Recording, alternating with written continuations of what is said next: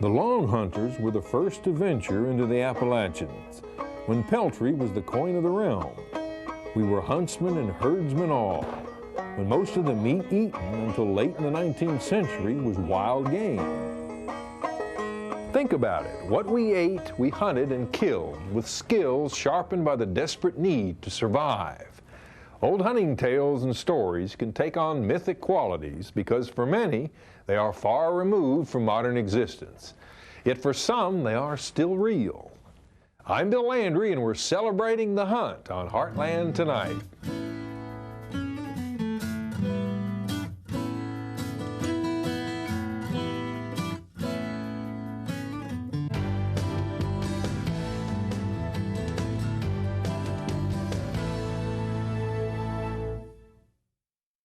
It is in our blood, hunting. If we ate meat, we hunted and killed it. Life depended on it. That said, I can't explain the primordial connection. It's part of our makeup, and it's worth exploring. On Heartland Tonight, it's bear tales, old and new. On Hiawassee Island, we'll hunt for a connection to the prehistoric past. We'll track with an expert, Jed, a red-bone hound, and search the woods for the magical elixir of life's blood, ginseng. The world where we hunted to live is far removed from today's existence. Yet these stories explain a time and a way of life that is part of who we are. Listen to one gentle bear tale teller, A.D. Bohannon. We started off in the mountain there one time, and I looked at it, and the bear had shook its muzzle off. I always put a muzzle on him, you know. Most time, big stick in his mouth, but we didn't that, and just put a muzzle on him real good.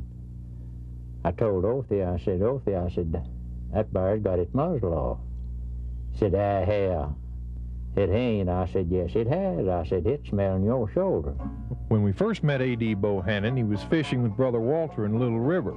He's invited us to hear more stories about growing up in these mountains. People, you say from Florida or any place like that, they just think I'm telling them a bear tale, you know. After I tell them in a way, why, then they understand it, most of them do. I told them we had to kill meat or something other because we couldn't grow it up there, you see. The Bohannons trapped their bears. We'd cut out one of his tracks, you see, and set that trap right there. Well, he'd step on the track right there, and then he'd just step right over in that track. You get him. Very easy to catch him. Then will you take him back and fatten him up? Well, we brought him on to the barn.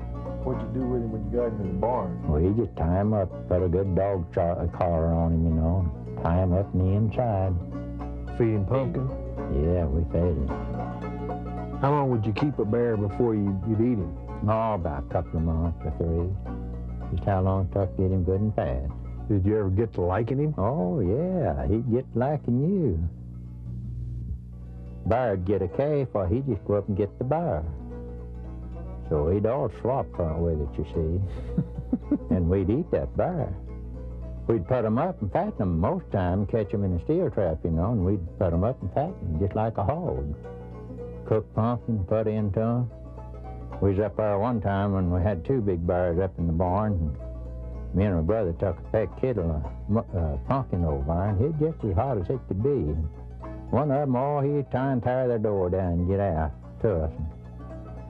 My brother said, all right, old fellow, said, you in a hurry? Said, I'll just give it to you. So he just set the kettle in there, you know, and it was just still a boiling. That thing rammed his nose down in that hot stuff.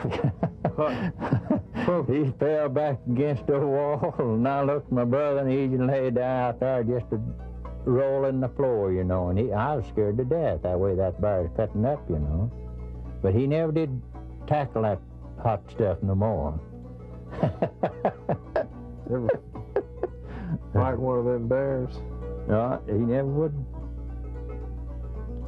Oh, I tell you what, we've had a lot of fun in them mountains.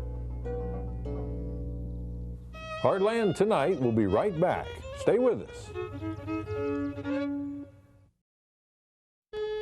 It hasn't been that long ago when we killed meat to eat. We have quickly become caretaker and manager, this in a single lifetime. In the Great Smoky Mountains, a family picnic gets underway.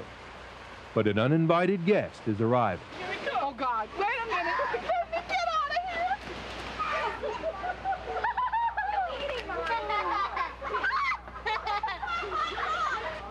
Symbol of the national park, turned panhandler and pirate.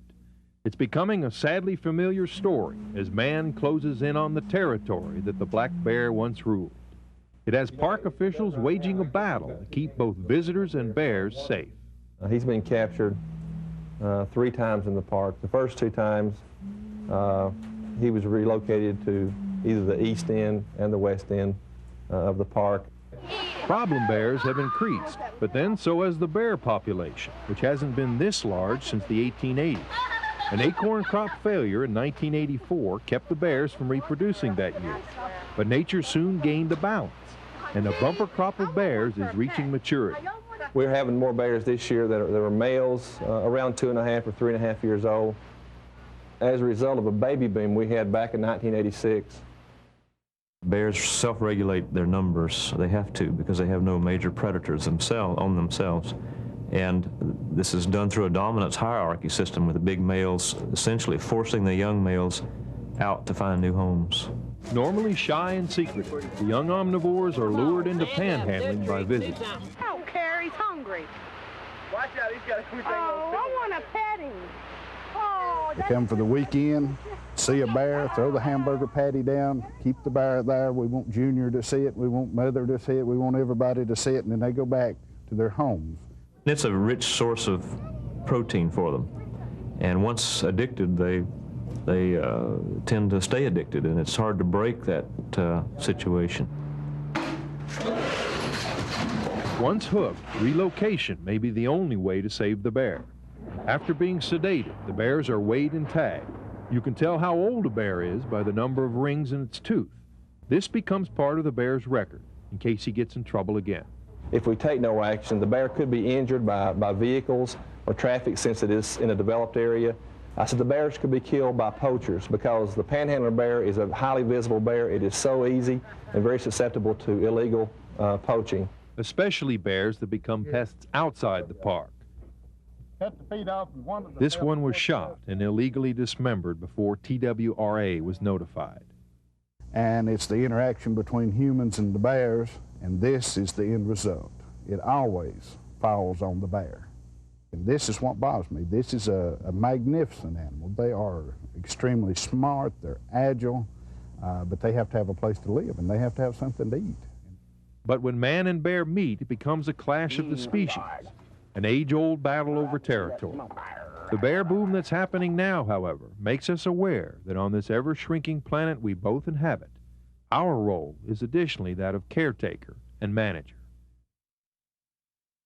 The black bear population has increased almost 84% since 1990, the park reports. There are around 1,700 bears in the Great Smoky Mountains National Park. Next up, we're on a different quest, in the footsteps of the great archaeologist of the past. On a summer morning, a villager pauses to watch the day unfold. There are fish to catch, birds to hunt, nature's bounty to appreciate. In his wakening reverie, does he wonder about those who will follow thousands of years later in the 20th century? Our region's human history reaches back 12,000 years. This particular plot of land, a desirable, defensible place, knew not one but several cultures through time. It is Hiwassee Island, one of the richest prehistoric sites in the southeast. Oh, yeah. Archaeologists and students walk in the footsteps of archaeologists of the 1930s, pioneers who conducted salvage digs prior to the inundation of TVA's Chickamauga Lake. The WPA worked up on that end of the island, and they found a big Mississippian town with a big mound over in the trees here. Anthropologist Madeline Nieberg in the 1930s illustrated the findings and scenes of village life, despite the controversy it created. An artist proficient in anatomy, she pieced together remains to give us a sense of what these people looked like. Researchers are still trying. With modern tools and methods, they hope in this second harvest to better define where different cultures fit in time. We're skimming off the... We're out here mostly to learn about the prehistoric past, to be able to fill in some of the information gaps that we know exist today in the WPA work. Because in the 1930s, they didn't know nearly as much as we know today about how to collect materials. For example, they didn't have good dates for the site. There are no radiocarbon dates from this site yet because that wasn't invented until the 50s. Trash deposits may hold mysteries about how villagers spent their day. A discarded pot is handled carefully again. And this would be probably from the Hiwassee Island phase, sometime between about 11 and 1300 AD. It's a game stone, It's a little piece of stone that's been ground and polished down. And here we have some mica flakes.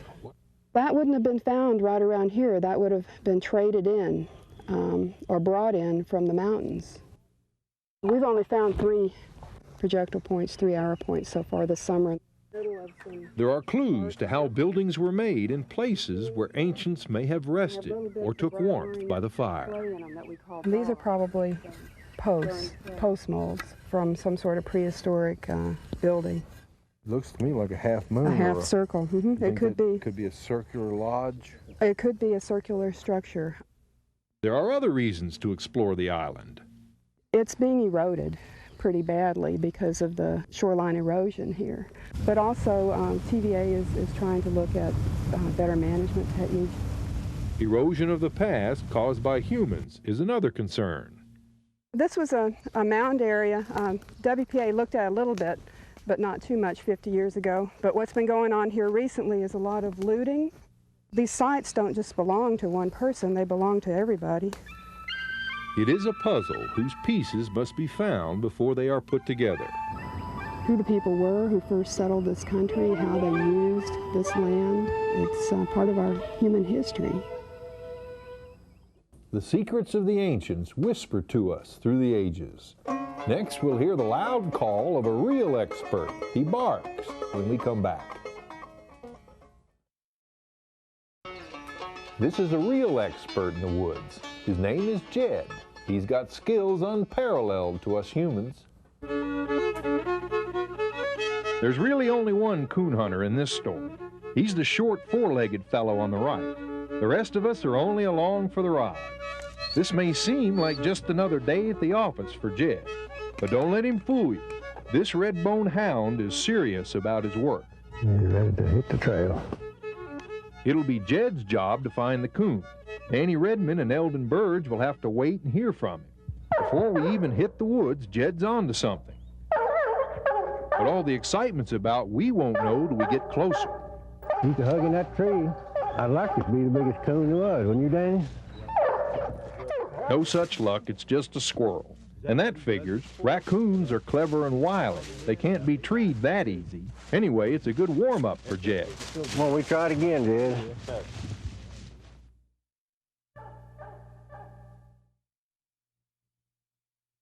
Danny Redmond and Jed are about as close as man and dog can get. But when it comes to coon hunting, they have to maintain a long-distance relationship. How far away might he be? How far is that? A little better than a quarter of a mile, sounds like. Far enough, eh? Mm-hmm.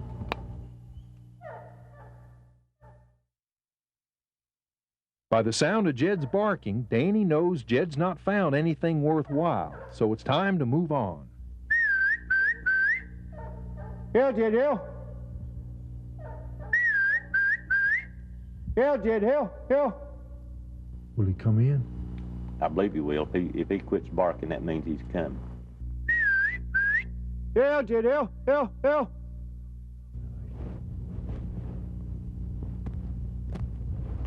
Nightfall. We've been on the hunt for 3 hours, and the coon is still on the loose. But Jed's confident. So are Danny and Eldon. We're stepping in the right direction now. Hey, you got your feet wet now, Bill. You can say you're coon hunter. So what is it that brings folks out on a night like this to slog through the cold and the muck? Gets in your blood, you know, and like anything else, you got to do it. Or you think you have, anyway. Jed has to, that's for sure. For him, it's a challenge. A coon dog and his prey are well-matched adversaries. They both smart. Whichever one's the smartest, so the coon loses on Jed. You lose out on Jed. He comes in here, he'll find it. But the truth is, we haven't heard from Jed for well over an hour. Now, for the first time, we begin to consider his prey. A raccoon can weigh up to 50 pounds. Once cornered, there is no more ferocious fighter in these woods. They work on a dog, especially in the water. Get him in deep water and sit on top of that head and sound him under. Drown him? Yeah, drown that dog if you ain't careful. Another half hour has elapsed, and still no sign of Jed. See tracks. But fresh tracks tell us there was a coon here not long ago. We can find old Jed. He's still working. Oh, he's still hunting the coon, but he ain't found it. And he won't, not on this particular night at least. A disappointed Jed reluctantly returns from the woods. Jed's ready to go home now. He's ready to give it up. But the game is far from over. There will be other nights. Jed will see to that. You don't get enough of it, you see. Just keep hunting. That last shot where the coon peeks around the tree is actually a frozen coon from a past hunt. We didn't see a coon that night, though Jed did, so we just held up Mr. Frozen Coon and had him peek around the tree like he was watching us. Harvesting the mythical ginseng when Heartland Tonight returns. Lately, beavers have been busy. Former TVA wildlife biologist Jim Pentecost, with a special permit, shows how he uses a snare to live trap these critters. They will be moved to areas around strip mine land where they are wanted. But first, we have to catch one.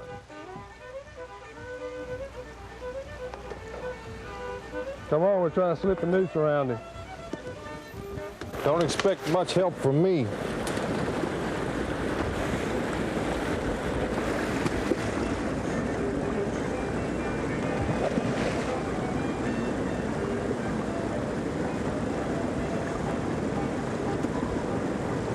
Doesn't have any neck, does it?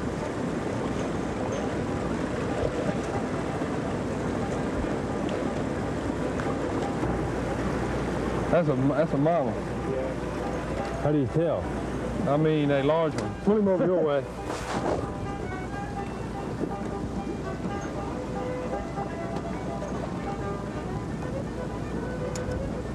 Let's chew through this log. Okay. Probably. Let's put him right up here. 40 pounds or so. See the webbed feet? And look at the size of his back feet. Here. There you go.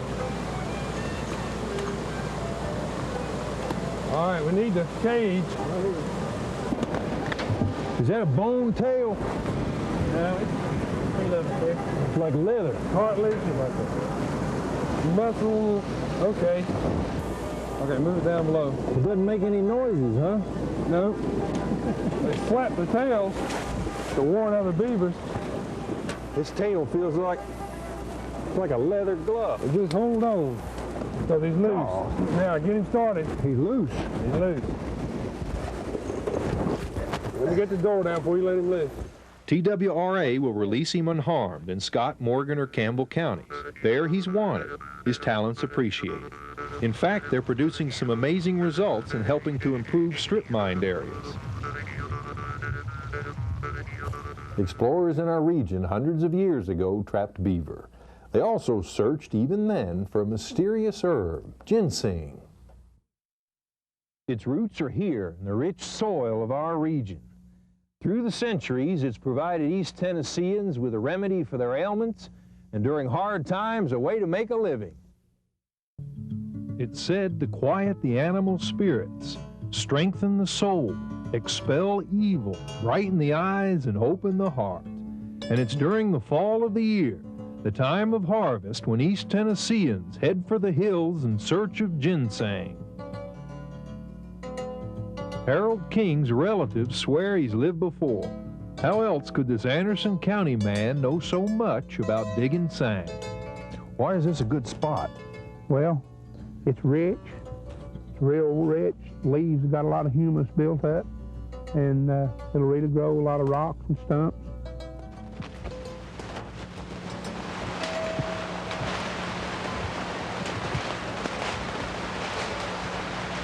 Right up here some.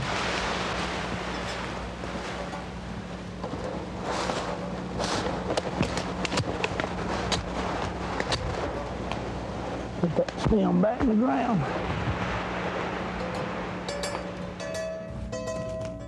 The last week in September and the first 2 weeks in October is when it really turns gold.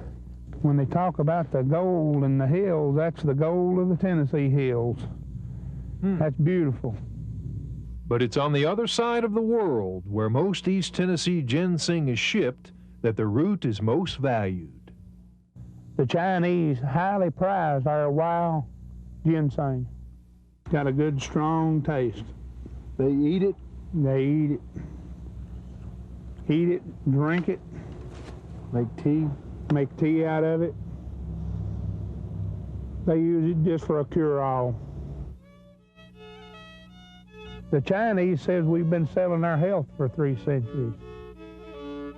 I can't really say that it has any medicinal effects on me, but I've chewed it for years, and I do know that it will. It'll soothe the stomach ache. It keeps you from being nervous. But East Tennesseans use this root for a much more practical purpose than feeling good. Ginseng got them through hard times. During the Depression, you make more then digging ginseng in a day than you could working. Ginseng during the Depression sold for around $7 a pound, and you couldn't make but $1 a day working on a job. But it's not the money that takes Harold King into the woods. It's a yearning in his soul. I've got a good job, and I don't have to do it. I do it because I just like to do it. Just like my grandfather and my grandfather's father. And it's just a hand-me-down. It's in your blood. You can't get rid of it.